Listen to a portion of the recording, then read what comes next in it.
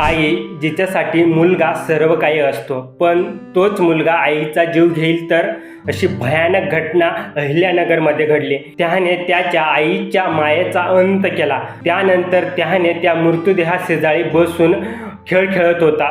नेमकी घटना काय घडली तेच आज आपण या व्हिडिओमध्ये जाणून घेणार आहोत। नमस्कार मंडळी, मी उत्तम ठाकरे आणि तुम्ही पाहतायत आपला विषय। मंडळी, आपल्या महाराष्ट्रामध्ये अहिल्यानगर जिल्ह्यातील नवले नगर परिसरामध्ये हा धक्कादायक प्रकार समोर आलाय।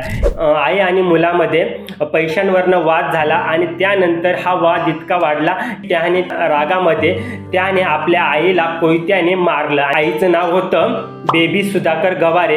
ही माहिती स्थानिकांना समजली। त्यानंतर त्या ठिकाणी पोलीस आले।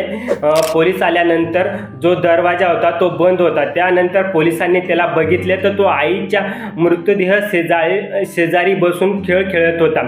त्यानंतर पोलिसांनी दार ओपन केलं तेव्हा त्याच्या हातामध्ये गोट्या आणि काही खेळण्याचं साहित्य मिळालं। पण जो मुलगा होता सुधाकर गवारे हा पळून गेला नाही, तो त्याच ठिकाणी बसलेला होता आणि खेळ खेळत होता। जो मुलगा होता सुहास गवारे हा 33 वर्षाचा होता। आता तपास सुरू आहे, तो मानसिक मनोरुग्ण होता का तपास सुरू आहे। पोलिसांनी सध्या त्याला अटक केले। हा खूप भयानक धक्कादायक प्रकार अहिल्यानगरमध्ये घडला।